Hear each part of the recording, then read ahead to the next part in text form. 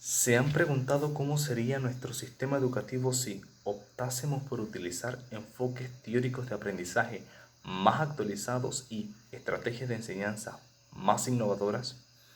Como docente, esta es una de las preguntas que viene a mi mente a ver las necesidades básicas de mis estudiantes y de los centros educativos donde he laborado. Esto me hace reflexionar sobre mi metodología de enseñanza, si mi estrategia didáctica es la adecuada y si está acorde a la actualidad y al siglo que vivimos. Ya han pasado 2 décadas que empezamos el siglo XXI. La educación continúa, sigue avanzando y con ella la tecnología, un factor importante que está influyendo en nuestro proceso de enseñanza-aprendizaje. Por ende, debemos de buscar un enfoque práctico donde la tecnología con la educación trabajen de manera armoniosa y ambas sean la vanguardia de nuestra actualidad.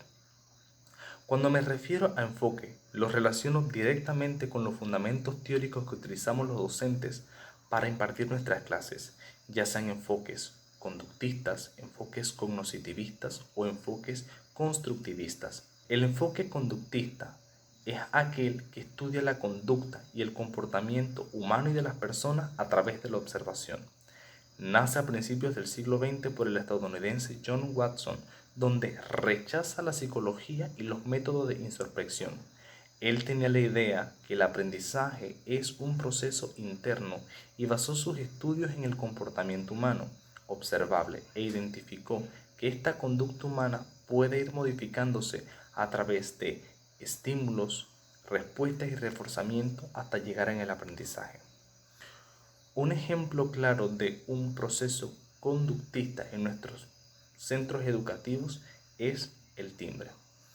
El estudiante sabe y conoce que el timbre es un indicativo de inicio o final de un periodo de clase o de una hora. Una vez el estudiante escucha el sonido del timbre, asocia el sonido con la salida. Esto hay una estimulación y una respuesta. Las características básicas del conductismo son: influencian a las personas a través de estímulos, establecen que los estímulos producen respuestas, implementan el método experimental. Las conductas están compuestas de respuestas. Se valen por experimentos y observaciones directas. Las conductas aprendidas son acumulativas y el aprendizaje es a corto plazo, debe ser reforzado consecutivamente.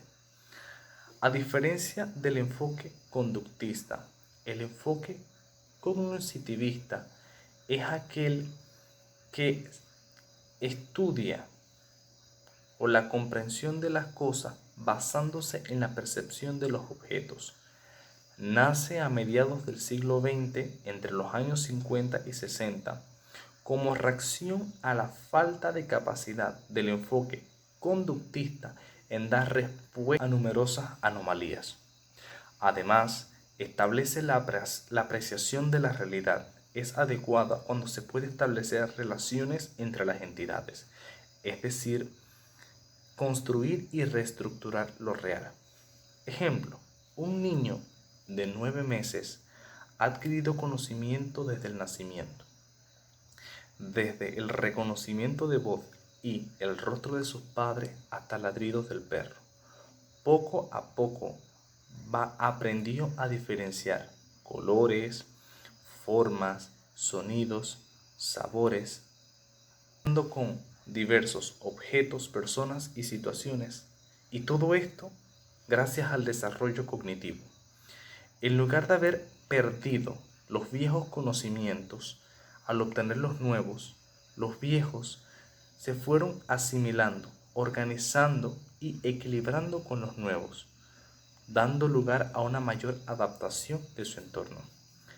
Es decir, que los conocimientos viejos son previos a los nuevos, que ellos se equilibran una vez el conocimiento nuevo llega, que el estudiante, que el niño en este caso, una vez hace algo, se convierte en un conocimiento y lo va asociando con uno nuevo que va encontrando en el camino. Entonces, comprende lo que está ocurriendo en el momento.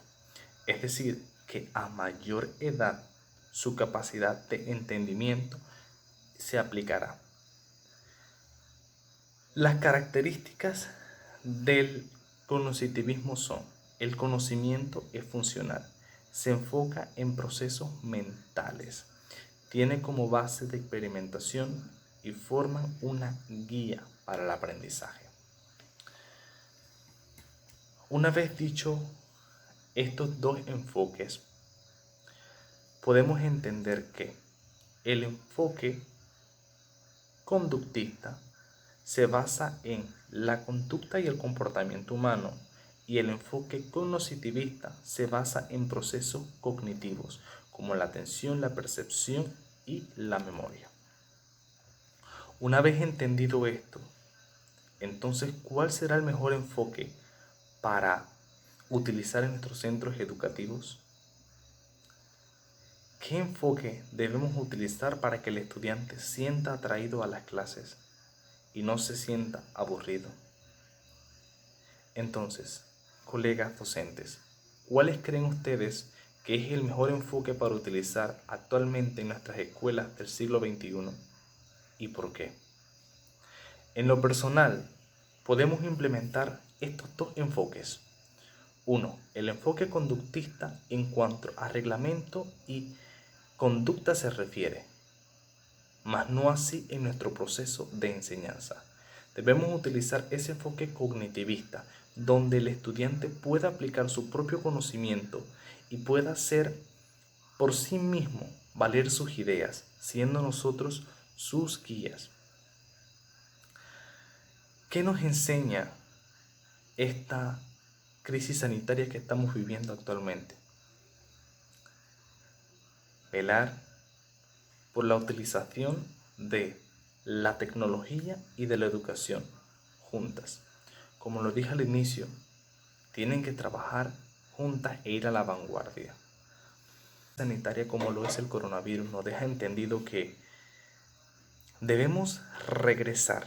Cuando se abra una reapertura de nuestros centros educativos, debemos regresar con una estrategia y nuevos métodos de enseñanza, donde el estudiante se sienta atraído por la educación, que vaya a los centros educativos no por obligación, sino por esas ganas de aprender. Debemos de buscar ese enfoque práctico y didáctico donde se pueda trabajar de una manera más adecuada. Debemos ser, primero que todo, agentes de cambio en nuestros salones de clase, en nuestros centros educativos, pero sobre todo debemos ser agentes de cambio de nosotros mismos, cambiar esa estructura, velar porque el estudiante se sienta atraído por lo que vamos a enseñar, ya sea un tema de matemáticas, de historia, que se sienta atraído, sino que él también vaya investigando por sí mismo estos enfoques maravillosos que podemos encontrar. Debemos ser agentes de cambio para que los estudiantes se sientan cómodos, para que sientan esas ganas y esas necesidades de ir a los centros educativos, no por obligación, como lo he dicho, sino por esas ganas de aprender, de ver que sus ideas pueden ser válidas por sí mismos, que podemos ser guías para que en el futuro creemos a estudiantes idóneos con capacidades intelectuales de desarrollar cualquier problema, incluso teniendo un razonamiento lógico, para que sus ideas vayan más allá de lo habitual, que no tengan miedo de emprenderse por sí mismos, que no tengan miedo de investigar y de descubrir algo nuevo. No seamos conductistas o no nos mantengamos en ese enfoque antiguo. Los estudiantes ya no les gusta eso.